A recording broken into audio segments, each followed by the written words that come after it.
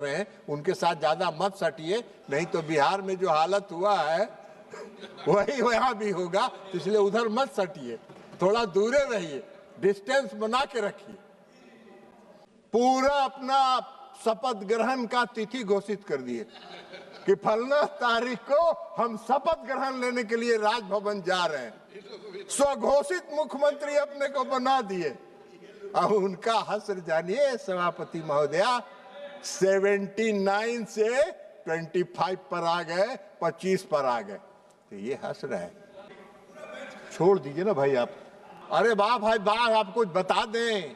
आप जिसके साथ गलमहियां लगाए हुए हैं, गिल साहब उदाहरण है इस देश में। गिल साहब मुख्य चुनाव आयुक्त थे और मुख्य चुनाव आयुक्त से हटते राज्यसभा में पहुंच गए और कांग्रेस सरकार में मंत्री बन गए। और आप कह रहे हैं प्रभावित करते हैं।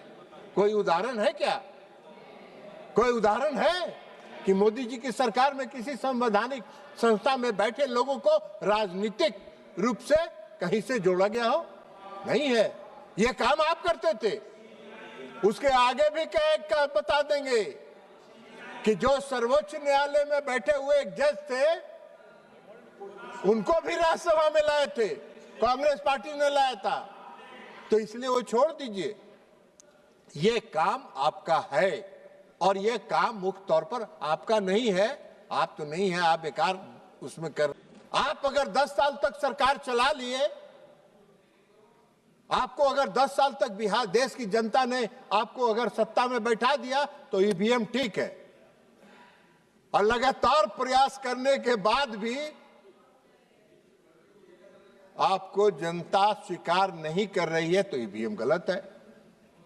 अरे आप ईवीएम के बजाय आप बूथ लूटने का उपाय चाहते हैं। बैलेट जो था वो बूथ लूटने का हथकंडा था, जिसको चुनाव आयोग ने और इस देश की चुनाव प्रणाली से हटा दिया गया। और ये एक सही निर्णय था निष्पक्ष चुनाव कराने की दिशा में। आप ईवीएम पर सवाल उठाते हैं। आप तेलंगाना जीत जाते हैं तो ईवीएम सही है, जैसे ही आप महाराष्ट्र हारते हैं ईवीएम गलत हो गया, जैसे ही आप हरियाणा हारते हैं ईवीएम गलत हो गया, आप बिहार हारते हैं ईवीएम गलत हो गया। कौन सा मापदंड चाहते हैं? आपका यही दोहरा चरित्र जो है इस देश के लोग पहचानते हैं और आपके दोहरा चरित्र जो है उस पर कभी देश के लोग भरोसा नहीं करते। यही कारण है। तो आप मुख्य प्रधानमंत्री जी से टिप्स लीजिए, क्योंकि आदरणीय प्रधानमंत्री जी के यह मानना है कि हाँ आज तो विपक्ष कुछ है ही नहीं। जब विपक्ष मजबूत रहता है तो लोकतंत्र मजबूत रहता है।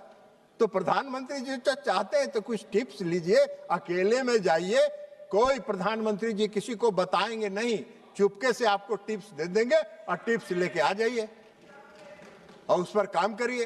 तो ये तो काम है नहीं। अभी बिहार चुनाव हुआ है, बड़ा शिल्पों मचा रहे थे। अभी माननीय विरोधी दल के नेता एसआईआर पर पदयात्रा कर रहे थे, पूरे बिहार में भारी पदयात्रा कर रहे थे।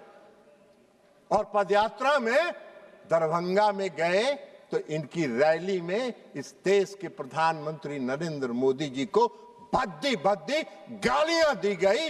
उनके स्वर्गीय माता जी को भद्दी गालियां दी गई। आपने एक बार भी उस घटना को कंडेम नहीं किया, आपने नैतिकता के आधार पर नहीं किया, आपने उसको भी नहीं कहा कि हम इसकी घटना की भर्त्सना करते हैं। और आप चर्चा करते हैं। कौन सा मिसलीड कर रहे हैं? कोई मिसलीड नहीं कर रहे हैं। सत्य है, सब नहीं किया, दिखाइए। नहीं किया, किसी ने नहीं किया। तारिक साहब, आपका जमीन भी खसक गया इस बार चुनाव में, चिंता मत करिए। किसी ने कंडेम नहीं किया, किसी ने इसकी भर्त्सना तक नहीं की। और आप बात कर रहे हैं कांग्रेस पार्टी का नेता है।